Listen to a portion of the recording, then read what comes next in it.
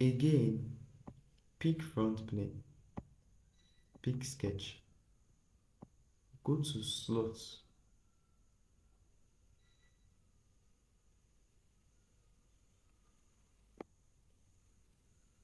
Now, in this slot, we have what?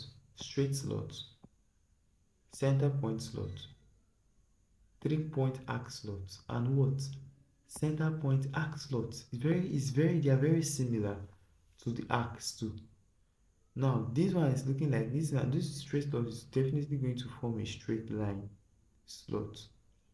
This one, it looks like, this two looks like your rectangle too. First point, second point. Just that they are the two extreme ends. Like this looks like a corner rectangle.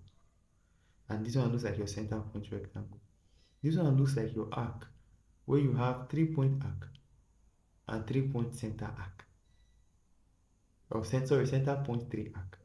Now, I'll choose straight slot. If I choose straight slot, I can start from this point, stretch to this point.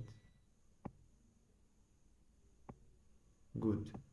Your slot always requires a radius, so take note. When we come to dimensions, I'll show you how to dimension. So now guys, let's choose and draw another sketch. So this one, I'll choose center point slot. So I'll choose center point and just move. You see what's happening. It's moving like midpoint line, and then to form a slot. Click once and that's all. Now let's do 3-point arc slot.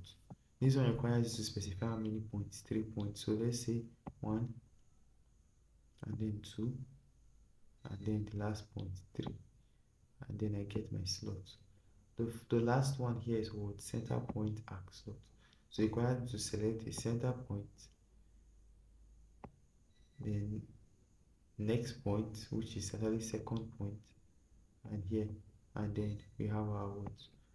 We have our center point arc slot. So guys, this is it for arc slots. Next guys, we are going to be doing polygons. Let's clear this.